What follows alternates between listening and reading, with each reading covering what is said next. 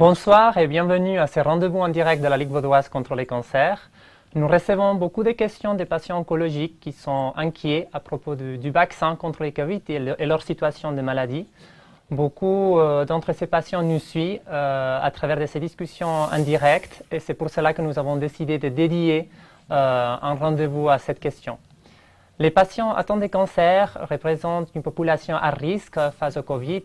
Lorsqu'on souffre d'un cancer, nos défenses immunitaires sont affaiblies et les traitements anticancéreux, nous le savons, sont déjà très lourds à endurer.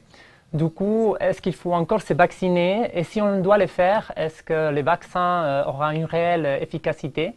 On aura encore plus des effets secondaires ou non? Voilà quelques questions que les patients nous posent et qu'aujourd'hui nous essayerons de répondre d'une façon générale avec notre invité du jour, la docteure Virginie Masseret, chef de section contrôle de l'infection et programme de vaccination à l'OFSP. Bonsoir docteur, merci beaucoup de votre présence. Bonsoir, ça me fait plaisir d'être là, merci de votre invitation. Nous avons entendu dans des discussions précédentes, ici dans les lives de l'ALVC, quelques experts qui ont parlé brièvement du vaccin, mais c'est très important pour nous de rassurer les patients atteints de cancer aujourd'hui dans une perspective fédérale avec vous. Nous avons aussi entendu hier soir à Lambercy sur infrarouge. En Suisse, nous avons déjà 2,28% de la population vaccinée. Comment nous avons arrivé à ces vaccins qui n'est pas un vecteur viral mais un ARN messageur? Qu'est-ce que ça veut dire ça et pourquoi on est parti sur ce type de vaccin? Bon, c'est une longue histoire. En fait, on a l'impression que ça a été très vite la création de ces vaccins, mais en fait, c'est une longue histoire de recherche d'une dizaine d'années, des travaux pour élaborer ce type de vaccin pour d'autres maladies, bien sûr, puisqu'on connaissait pas encore ce coronavirus du Covid. Mais grâce à tous ces travaux de recherche qui avaient été faits au cours des dernières années, ça a été très vite de pouvoir mettre cette technologie au service d'un vaccin contre le Covid. En fait, cette technologie, c'est assez judicieux. C'est que toute réponse immunitaire qui nous protège contre les infections, c'est en fait une réponse immunitaire contre une protéine. Et pour chaque micro-organisme, chaque virus, il y a certaines protéines qui sont vraiment très importantes pour conférer une protection immunitaire. Et on a découvert très vite la protéine du coronavirus, la protéine Spike, comme étant une protéine très importante contre laquelle une immunité peut nous protéger. Si on a des anticorps contre cette protéine, on peut neutraliser le virus avant qu'il nous rende malades. Et donc, ce qui est intéressant avec ce vaccin, c'est que c'est le message, en fait, le code, si on veut bien, ce mRNA qui permet à nos cellules de produire elles-mêmes cette protéine Spike lorsqu'on nous injecte ce vaccin. Et donc, en produisant nous-mêmes cette protéine Spike, elle est reconnue par notre système immunitaire comme étant une protéine étrangère et notre système immunitaire fait donc la réponse immunitaire nécessaire pour qu'on puisse neutraliser le virus si on le rencontre. Et ce qui est très intelligent aussi, c'est que c'est en fait très inoffensif ce mRNA parce qu'une fois qu'il a servi, il est éliminé, il disparaît de notre corps. La protéine aussi disparaît, mais l'immunité reste, surtout si on a eu les 2 doses de vaccin. On a ce qu'on appelle une mémoire immunitaire. On ne sait pas exactement combien de temps ça va durer, mais en tout cas, certainement aussi longtemps que l'infection, qu'une protection après l'infection. Donc, après une infection, on a aussi l'immunité qui nous protège un certain temps. L'immunité due au vaccin nous protégera probablement encore plus longtemps que l'immunité après l'infection. Alors, nous avons écouté beaucoup de choses positives de ces vaccins, de ces nouveaux vaccins ARN messagers.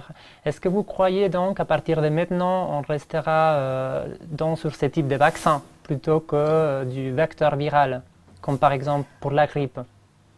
En tout cas, c'est très intéressant disons, on a été très surpris en bien. C'est vraiment étonnant à quel point ce vaccin mRNA est efficace. En tout cas, dans les recherches, dans les études cliniques qui ont été faites sur des dizaines de milliers de personnes, l'efficacité de 95%, ça veut dire que quand on est vacciné, on a 95% de moins de risque de tomber malade que si on n'est pas vacciné. Donc, c'est pas 100%, c'est jamais 100%, mais c'est une efficacité tellement élevée qu'on a de la peine à imaginer qu'un autre vaccin fera aussi bien, disons, ou en tout cas qu'un autre vaccin fera mieux.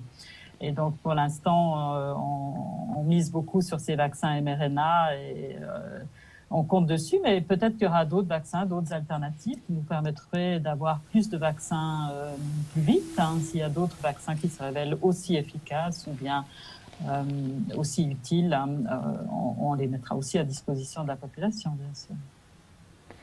Merci beaucoup pour cette clarification. Par rapport aux malades de cancer, quel type de vaccin est plus adapté pour eux? Ces nouveaux vaccins ou l'antérieur?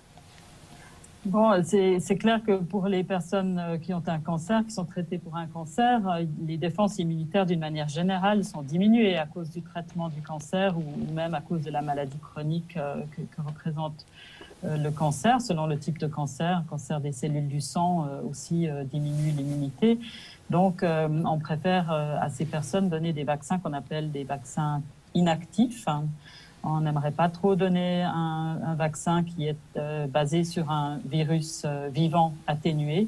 On ne sait jamais si un virus vivant atténué comme vaccin pourrait aussi avoir des conséquences infectieuses chez une personne en fait qui n'a qui a une immunité diminuée. Alors les vaccins ARN messagers sont un avantage parce que il n'y a pas de virus dedans, il n'y a pas d'agent infectieux. À partir du mRNA, on ne peut pas produire un virus, on ne peut pas produire un agent infectieux. Donc, en tout cas, il n'y a pas de risque. Il n'y a pas plus de risque chez une personne immunosupprimée que chez une autre personne avec le vaccin mRNA.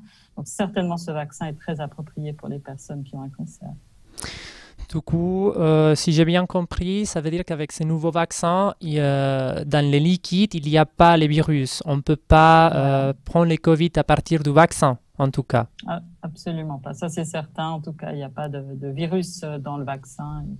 Le vaccin ne permet pas à notre corps de produire un virus. Hein. Il permet juste à notre corps de produire seulement une protéine du virus. Si on a un cancer, on est population à risque, qu'est-ce qu'il faut faire? Il faut demander un rendez-vous, il faut s'inscrire sur le site internet. Quelles sont les démarches pour... Alors la recommandation, donc pour les personnes qui ont un cancer, qui sont donc immunosupprimées, en fait, il faut savoir que ces personnes-là, les personnes immunosupprimées, n'ont pas été incluses dans les études cliniques. Donc on n'a pas de données cliniques sur l'efficacité du vaccin. Il faut dire ce qu'il y a. On n'a pas de données, des études sur l'efficacité de ce vaccin chez les personnes avec le cancer. Et donc, mais on part du principe que, en tout cas, à peser les risques et les bénéfices, vu le risque élevé d'une maladie grave en cas de Covid, et vu tout ce qu'on sait de ce vaccin, à quel point il est inoffensif, on recommande vraiment de discuter ça avec son médecin. Si on a un cancer, il faut vraiment discuter avec son médecin en fonction de la situation dans laquelle vous êtes avec votre cancer, puisqu'il y a plusieurs stades dans le traitement d'un cancer. On peut être au début du traitement, on peut être à la fin du traitement, on peut être à un moment du traitement où peut-être on est très, très immunosupprimé. Donc ça, il faut vraiment discuter avec le médecin pour savoir si c'est le bon moment de se faire vacciner. Pour savoir s'il n'y a pas s'il vaudrait pas mieux attendre. Par exemple, si on est très très bas dans son immunité, peut-être c'est pas le bon moment parce que on n'arrivera même pas à faire des réponses immunitaires efficaces pour avoir la protection due au vaccin. L'idéal, c'est par exemple de se faire vacciner avant de commencer le traitement, si le traitement va nous immunosupprimer. Comme ça, on a déjà la réponse immunitaire avant d'être exposé à un traitement immunosuppresseur, par exemple. Donc, voilà. Ce qu'on recommande, c'est d'en discuter avec le médecin et que ce soit le médecin qui fasse une recommandation. Oui, pour vous, vous devez vous faire vacciner et vous êtes prioritaire parce que vous êtes fait partie des gens qui ont une maladie chronique avec un haut risque d'une maladie sévère Covid. Et à ce moment-là, soit le médecin va signer une attestation pour que vous puissiez prendre rendez-vous dans un centre de vaccination. À ce moment-là, vous signalez, lorsque vous vous inscrivez, vous signalez que vous avez une recommandation forte de votre médecin et que vous avez une attestation de votre médecin comme quoi il vous le recommande et vous serez prioritaire pour la vaccination en principe. Bon, évidemment, il y a beaucoup de gens qui sont prioritaires en ce moment. Donc, même si on est prioritaire, hautement prioritaire, il y a des listes d'attente, hein. Donc il faut de la patience, mais en principe, c'est ça le fonctionnement. Merci beaucoup. C'est ce type de questions que les patients nous posent. Alors, pour résumer un petit peu, la recommandation serait d'en parler avec l'oncologue, de voir là où on est au niveau des traitements. Si au début, vous avez mentionné qu'avant les traitements, c'est mieux. Alors, si j'ai bien compris, les patients en cours de chimiothérapie ou d'un autre traitement immunosuppresseur qui se font vacciner auraient, eux, un suivi particulier dans ces cas-là? Parce qu'ils sont pendant un traitement anticancéreux? Non, il n'y a pas de suivi particulier. Ce sera comme pour les autres patients. Après la vaccination, on a un moment de surveillance sur place, 15 minutes à peu près, puisque certaines personnes font des réactions allergiques et pour ça, il vaut mieux être sur place pour pouvoir recevoir tout de suite le traitement, parce que le traitement est très efficace contre l'allergie si jamais on a une allergie, donc il vaut mieux être là. Mais autrement, il n'y a pas de surveillance particulière, hein. Il faut bien respecter, comme les autres, toujours les mesures de prévention après la vaccination, parce que la vaccination nous protège, vous protège après 2 doses seulement, 7 jours après 2 doses. Et puis, on ne sait non plus pas si ce vaccin protège de la transmission. Donc, même si la personne vaccinée est protégée, bien protégée d'une maladie, et bien protégée d'une maladie sévère, il est toujours possible qu'éventuellement, elle puisse transitoirement porter le virus et risquer de le transmettre à quelqu'un d'autre. Donc, même une personne vaccinée doit continuer à respecter les mesures d'hygiène, de distance et de port du masque, en tout cas pour l'instant parce qu'il y a très peu de gens vaccinés. Donc, même les personnes vaccinées doivent protéger les autres aussi, contribuer à protéger les autres au cas où. Merci, c'était ma prochaine question. Alors, il faut se vacciner 2 fois, c'est ça, c'est pas comme la grippe, il faut se faire vacciner 1 fois. Et après, combien de temps arrive cette deuxième dose? Donc, donc, le rendez-vous pour la deuxième dose est immédiatement donné au moment où on a fini la première vaccination. Et cette deuxième vaccination a lieu 4 semaines après la première. On peut éventuellement, s'il y a un petit, si on a une raison ou pour une raison ou pour une autre, on doit reporter le rendez-vous pour la deuxième dose. C'est pas grave, on a encore jusqu'à 6 semaines après la première dose, selon les recommandations, pour recevoir la deuxième et avoir une protection efficace.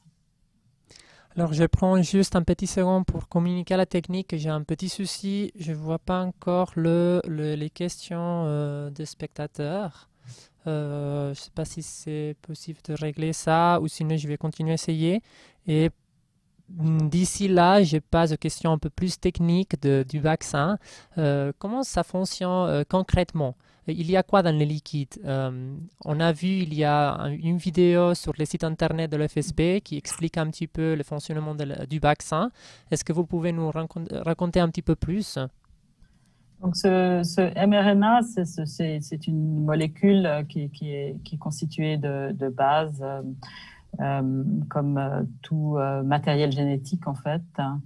Et ce mRNA, il est très sensible, donc il se dégrade très facilement. Alors pour éviter qu'il se dégrade et puis pour pouvoir le transporter correctement de la seringue au bon endroit dans notre corps, ce mRNA est en fait dans des minuscules gouttes, plus petits que microscopiques, on dit nanométriques, des nanoparticules de lipides, donc de matière grasse. Donc c'est juste une petite matière grasse avec ces petites molécules au milieu.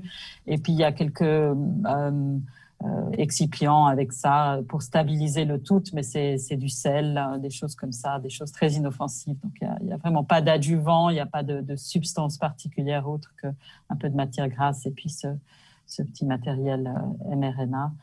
Et la quantité de vaccin qui est injecté est très petite aussi, c'est 0,3 millilitres, donc c'est très, très bien, enfin c'est quasiment indolore comme vaccination parce qu'il n'y a pas beaucoup de liquide qui doit être injecté, donc ça passe très bien. C'est fascinant. Est-ce que vous connaissez l'efficacité du vaccin aujourd'hui? Vous avez dit avant qu'on ne connaît pas la durée de protection pour le moment, parce qu'il n'y a pas assez d'études, si j'ai bien compris. Mais par rapport à l'efficacité, est-ce qu'on connaît un peu plus? Oui, alors dans les études cliniques où ils ont inclus vraiment beaucoup de monde, des dizaines de milliers de personnes, ils ont vraiment pu comparer la survenue de la maladie chez des personnes vaccinées par rapport à la survenue de la maladie chez les personnes non vaccinées. Et la différence est très, très grande. Il y a une différence de 95% du risque entre les personnes vaccinées et non vaccinées. Donc, c'est un vaccin vraiment très efficace, mais efficace contre la maladie. C'est ça. C'est pas, on ne sait pas si ça protège vraiment de la contamination elle-même, mais ça protège en tout cas de la maladie. C'est ça qui est important. Et même les rares personnes qui ont attrapé la maladie malgré le vaccin, en tout cas dans ces études-là, n'ont pas eu une maladie sévère. Donc, on peut aussi avoir cet espoir que même si ça ne protège pas à 100%, ça protège à 95%, c'est déjà beaucoup. Oui. Ça protégera aussi contre la sévérité, si par hasard on attrape quand même la maladie. Donc ça aussi, il faut le savoir, c'est que si on a des symptômes alors qu'on est vacciné, il faut quand même aller se faire tester parce que ça peut quand même arriver malheureusement qu'on soit infecté malgré le vaccin. Et puis, effectivement, comme je disais, les personnes immunosupprimées n'ont pas été incluses dans les études, donc on n'est pas sûr. Peut-être l'efficacité est un peu moins bonne chez une personne immunosupprimée, mais ça, c'est très difficile à juger, évidemment, parce que ça...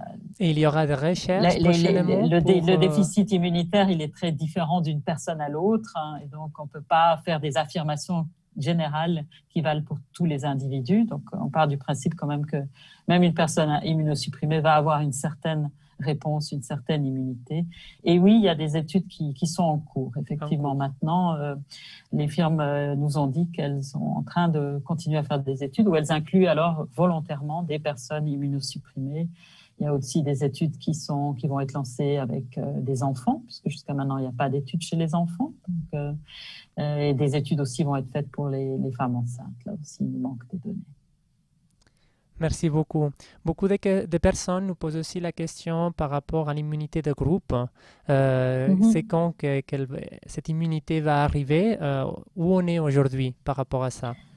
Eh bien, ça va assez vite. On pense qu'on va savoir dans les semaines qui viennent si et dans quelle mesure ce vaccin protège aussi contre la transmission aux autres, puisque Israël, comme vous savez, est une population à l'étude, si on veut bien, parce que toutes les données de la population israélienne qui bénéficie vraiment de grandes quantités de vaccins, ce sont toutes des données qui vont être utiles pour tout le monde.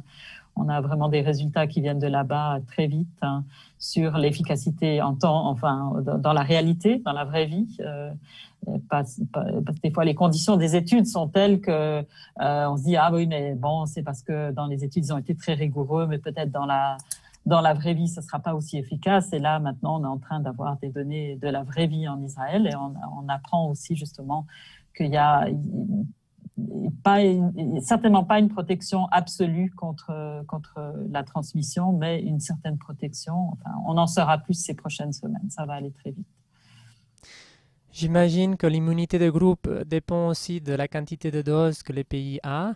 Où on est là par rapport à ça ici en Suisse? Est-ce qu'on a assez de doses pour atteindre cette immunité bientôt? Alors, l'immunité de groupe, on ne sait pas justement si ça va être possible dans le sens d'une immunité qui vraiment bloque la propagation du virus dans la population. Ça, c'est ce qu'on appelle l'élimination du virus par l'immunité de groupe, comme on cherche à le faire pour la rougeole. On ne sait pas si ça sera possible pour le coronavirus, mais on part du principe quand même que plus il y a de personnes vaccinées, moins il y aura de personnes malades et moins le virus va se propager, même si ce ne sera pas complètement arrêté. Et effectivement, en Suisse, on s'est assuré d'avoir suffisamment de doses de vaccins pour pouvoir vacciner tous les adultes d'ici la fin de l'été. Donc voilà, ça prend un petit peu de temps. Ça vient lentement en ce moment. Ça vient à un rythme d'environ 500 000 doses par mois, donc c'est pas beaucoup.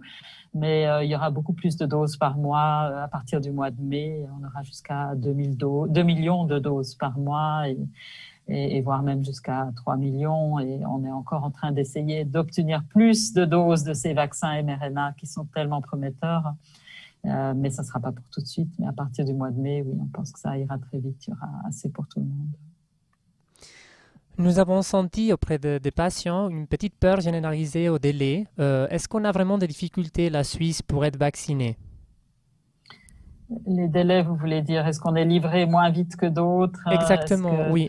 Non, la Suisse est très bien placée en fait sur le plan international par rapport au nombre de doses qu'on a commandées et qu'on reçoit au prorata de notre population. Honnêtement, et on n'est pas défavorisé, au contraire. Hein. Ça vient un petit peu moins vite que prévu maintenant pour le mois de février, mais ça va se rattraper au mois de mars et la Suisse n'est pas la seule concernée. Ces petites diminutions du nombre de doses livrées à la fois pendant ces prochaines semaines, c'est quelque chose de transitoire et qui ne concerne pas que la Suisse. C'est vraiment le monde entier qui est concerné et ça va se rattraper certainement. Parce qu'il n'y a pas de raison que ça ne fonctionne pas. Vous avez mentionné avant les adultes, alors le message dans ce sens-là, il est clair, les vaccins sont recommandés pour les adultes, mais qu'est-ce qu'on considère comme adulte? Bon, nous avons l'âge légal à 18 ans, mais au niveau de la santé, comment ça se passe? Par exemple, est-ce que les vaccins seraient recommandés également pour un adolescent atteint de cancer, même s'il a 17 ans et demi? Oui, alors effectivement, les études qui ont été faites avec le vaccin de Pfizer ont inclus suffisamment de personnes dès l'âge de 16 ans. Donc le vaccin Comirnaty de Pfizer peut être utilisé dès l'âge de 16 ans. Donc les jeunes dès 16 ans qui ont un cancer sont éligibles pour cette vaccination. Ça, c'est une chance. Alors, merci beaucoup. Cette information est très importante pour notre population. Je vous remercie de clarifier ça. C'est vrai qu'on a eu quelques questions à propos de ce thème. Alain Berset, sur Infrarouge hier soir, a dit que les vaccins est un des éléments pour sortir de la pandémie, un élément important, mais pas les miracles non plus. Qu'est-ce que ça veut dire? Quels sont les autres éléments et comment les pondérer? Autrement dit, quel poids donner aux vaccins? À la distance sociale, au masque, est-ce que les gestes barrières ne sont pas suffisants pour protéger? C'est ce qu'on voit, hein. On n'arrive pas à se protéger, à protéger suffisamment les personnes vulnérables, hein. Seulement avec les gestes barrières, malheureusement. On est des êtres humains sociaux, donc on a des contacts, même si on essaye toujours de garder une bonne hygiène des mains, de mettre le masque, de garder les distances. Il y a toujours encore des transmissions, en particulier dans les familles et puis dans des endroits où on mange ensemble, etc. Donc, c'est pas aussi efficace que le vaccin. Quand on additionne toutes ces mesures, on a une meilleure efficacité. Hein. Plus on additionne de mesures différentes, plus c'est efficace.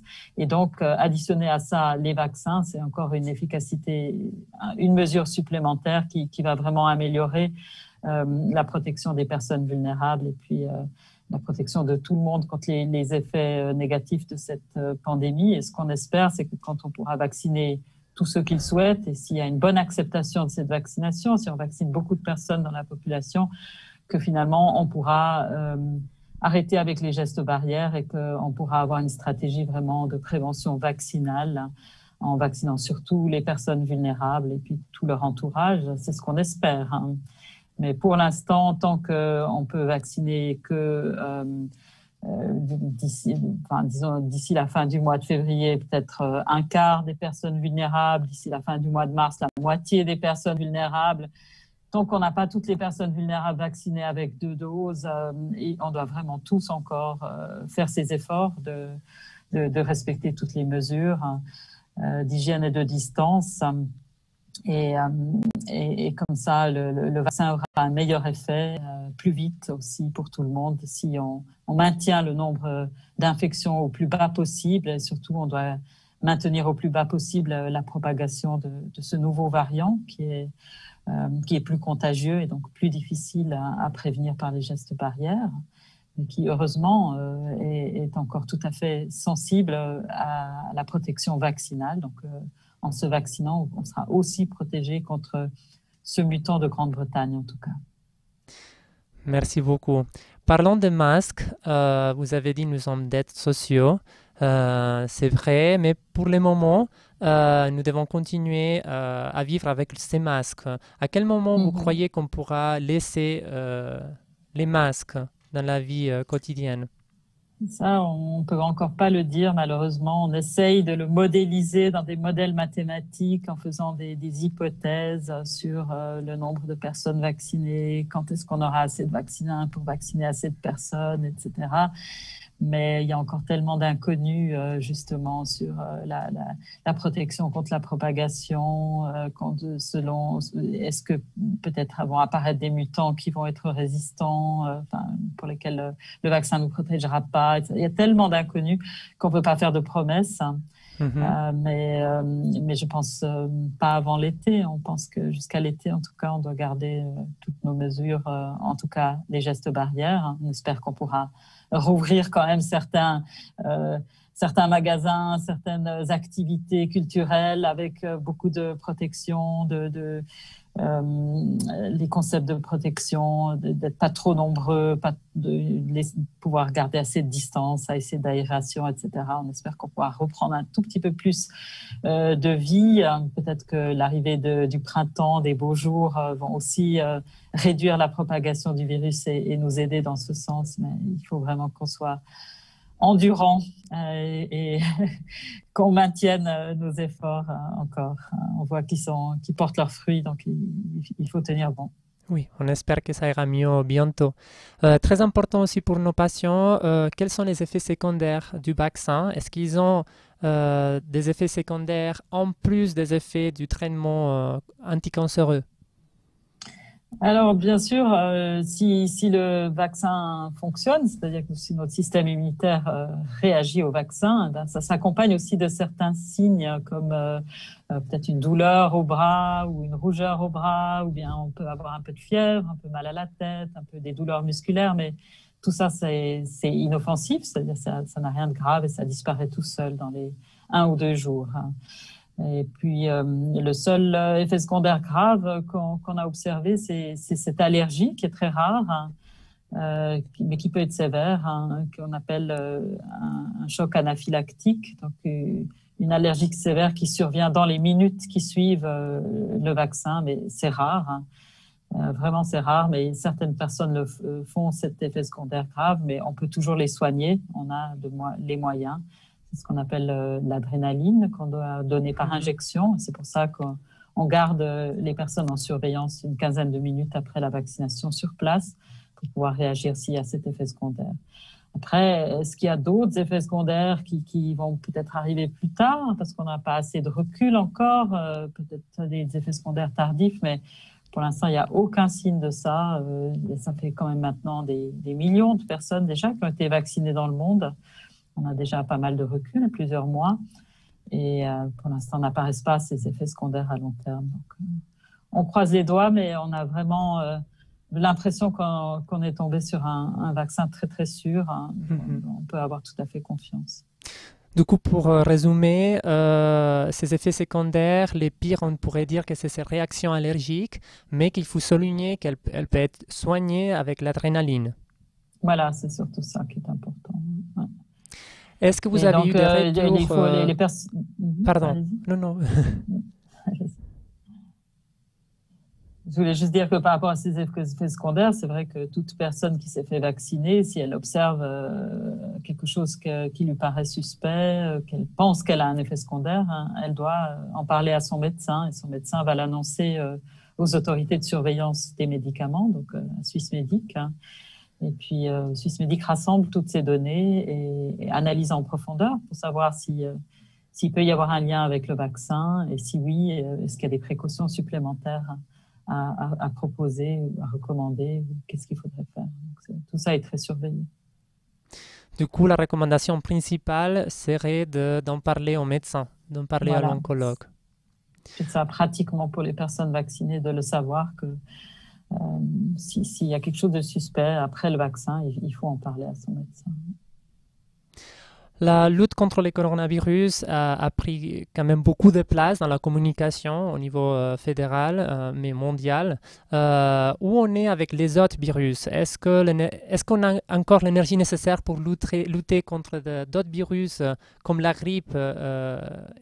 Ça, on a encore des gens qui sont en train de travailler pour c'est ce qui pourrait venir, par exemple, après. est-ce que cette pandémie est le début d'une série?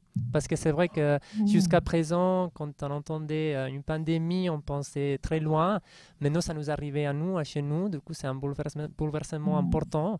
Les gens ils se posent la question, est-ce que c'est le début d'une série de pandémies? Est-ce qu'on prête attention à ce qui pourrait arriver après? Ouais, je crois qu'il y a là, ça vaut la peine de toujours réfléchir à ces choses-là. Bon, nous, en tout cas, on a des équipes suffisantes. Hein. On a toute une équipe, évidemment, à l'OFSP qui travaille que sur le coronavirus en ce moment, que dans la lutte contre le coronavirus. Mais il y a toujours encore d'autres personnes à l'OFSP qui continuent à s'occuper de surveiller les autres maladies et à prendre des mesures pour les autres maladies si nécessaire. En l'occurrence, cette année, je crois que d'autres l'ont remarqué aussi, surtout les médecins l'ont remarqué, il y a beaucoup moins de virus respiratoires qui circulent. Le virus de la grippe, il n'est pas là.